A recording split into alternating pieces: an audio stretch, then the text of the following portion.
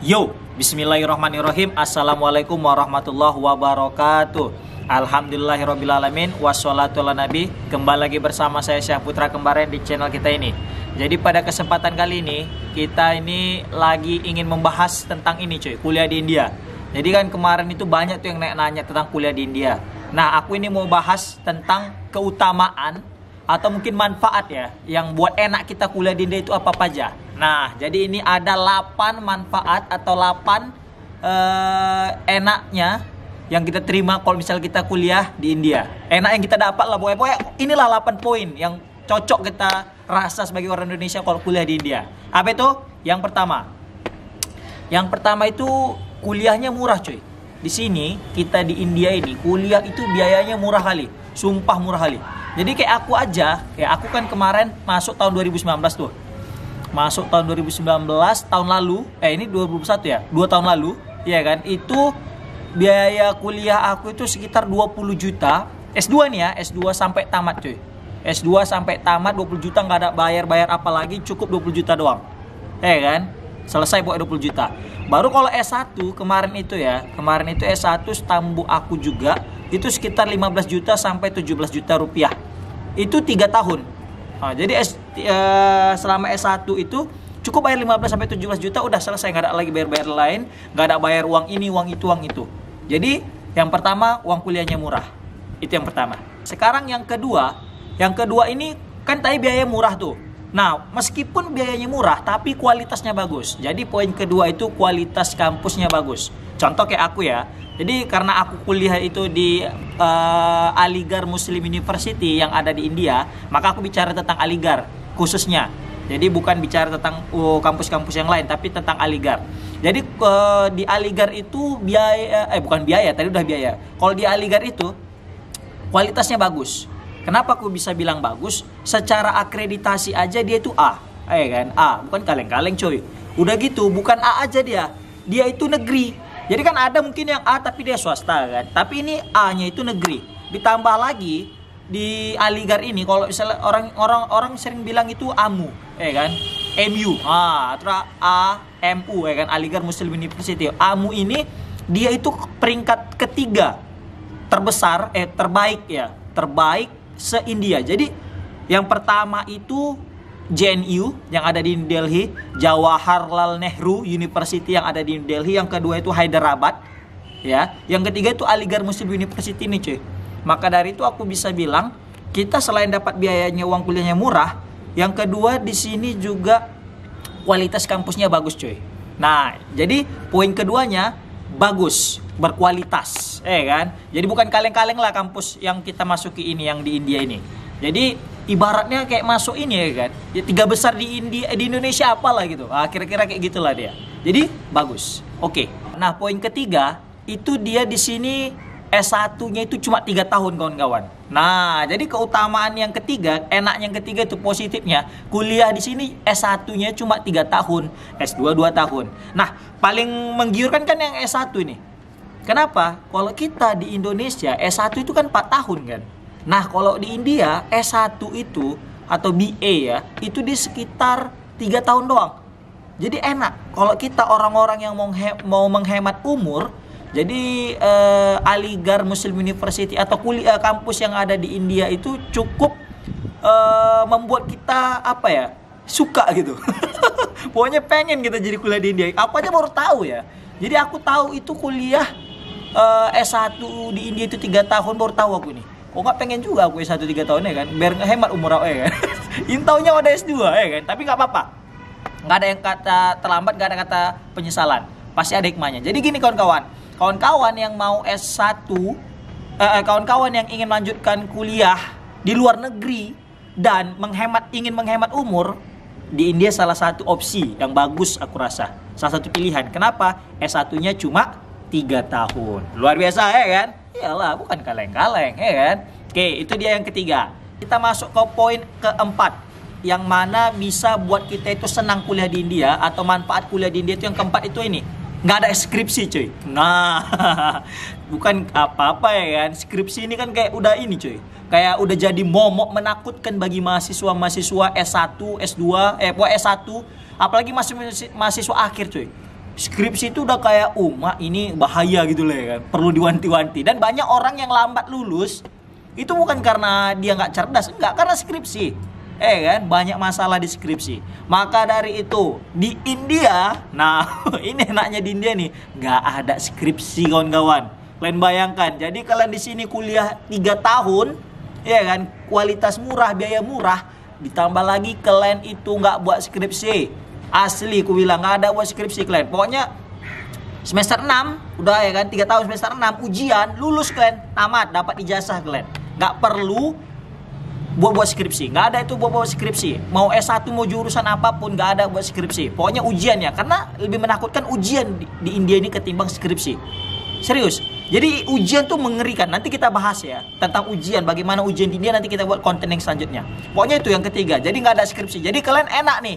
Kalau kalian punya saudara atau kalian yang mau kuliah ke India, kan enaknya itu nggak ada skripsi untuk S1. Kalau S2 ada tesis, ada.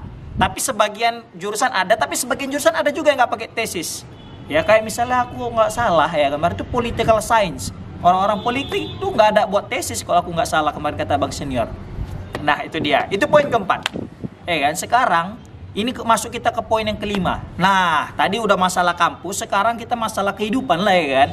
Jadi kalau udah kita kuliah di India itu, biaya hidup di sini tuh murah kawan-kawan. Murah kali biaya hidup. Jadi kayak misalnya kita kayak tinggal di Indonesia juga, bahkan sometimes ada harga-harga yang mungkin lebih murah kita di India ketimbang kita di Indonesia. Jadi rata-rata ya anak kos di Indonesia ya kan, mahasiswa Indonesia yang ngekos di India, yang tinggal di India. Yang ini kita bicara yang bukan beasiswa ya. Ini kita kesampingkan lah dulu orang-orang yang beasiswa. Kita fokus save finance atau biaya sendiri. Biaya hidup di India ini, ada kawan aku, itu dia cuma 1 juta cukup deh. 500.000 dia uang kos, ya kan? Udah gitu dia 500.000 uang jajan dia. Kehidupan dia selama sebulan. Bahkan dia gini, dia lebih hemat. Dia ngekos itu bareng, sharing. Jadi bagi 2. Jadi 250.000 dia uang kos, 750.000 dia itu uang ini cuy. Uang makan dia lah. Nah ada juga yang 1,5 juta. Ada juga yang 2 juta, ada yang juga yang 2,5 juta uang jajannya, ada juga yang 3 juta. Ada yang bahkan sampai 5 juta juga ada orangnya. Kan? Tergantung lah gimana pemakaian uang kita ya kan, cara kita menggunakan uang itu di sini. Kan kalau kita boros ya habis juga berapa juta pun habis kan. Tapi kalau kita hemat memang memanfaatkan uang sebaik mungkin kan. Nah, insyaallah lah cukup lah itu. Ya 1,5 juta, 2 juta setengah lah cukup. Jadi makanya aku bilang biaya hidup di sini murah cuy. Makanya banyak, khususnya di kota Aligar ya. Kota Aligar ini kan kayak kota pelajar, kayak Jogja lah. Jadi serba murah cuy. Kita nongkrong itu murah lah. Kan? Tapi kalau nongkrongnya ke kafe yang elit-elit ya tetap kena juga lah mahal ya kan. Ya janganlah yang elit kali ya kan. Pokoknya itu, jadi biaya hidup murah, biaya cabai, biaya bawang ya kan. Pokoknya sembako, beras, semua pokoknya murah. Pokoknya nggak usah takut lah kalian. Murah di hidup dia ini, kan? Nggak percaya kalian datang kalian ke India, nanti aku jemput lah kalian ke India. Tapi di Aligar ya, kalau kalian nanti ke apa coy, ke Hyderabad di bawah ya kan, bengek juga awak jemput kalian ke bawah ya kan. Nah itu dia. Yang poin ke-6 ini berkaitan dengan kampus lagi. Apa itu namanya? Buku cuy. Jadi di India ini buku itu sangat murah, serius murah kali. Jadi buku-buku terbitan penerbit buku-buku internasional yang udah terkenal itu dari sini dijual murah cuy. Jadi enak. Jadi aku kalau misalnya kita di Aligar nih. Jadi misalnya kita keluar kampus, sepanjang jalan raya itu penuh dengan toko buku kawan-kawan. Asli, banyak kali toko buku. Bingung kita mau beli buku itu yang di mana gitu. Kenapa? Setiap toko mempunyai harga-harga yang khusus untuk mahasiswa. Saking murahnya harga buku di India ini. Jadi buku-buku itu 10.000, 5.000 rupiah coy. Buku bahasa Inggris, buku-buku keren, ya kan? Baru 10.000, 15.000, 20.000 itu bagus-bagus bukunya. Pokoknya 50.000 udah bagus sekali buku tuh. 20.000 aja lah yang 100 rupiah ya kan. 20.000 sampai 30.000 udah bagus sekali buku-buku luar negeri di sini. Konon lagi kalau misalnya buku 100.000 harganya yang 500 rupiah, wah udahlah. Udah kayak buku Oxford itu tebal ya kan. Kayak kamus ya kan. Pokoknya buku di sini murah cuy. Jadi kita nggak perlu beli diktat dari dosen. Karena gini, biasanya dosen itu dia kan ngasih silabus tuh.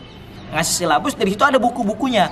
Dia kasih tulis buku-buku apa yang perlu kalian beli, yang kalian cari. Nah, kita carilah nanti ke toko buku. Jadi di toko buku lah kita untuk nyari buku diktat tadi, beli buku-bukunya. Jadi buku apa yang direkomendasikan, di situlah. Jadi kita datang ke toko buku, bahkan kalau kita beli banyak dikasih diskon lagi. Makanya enak.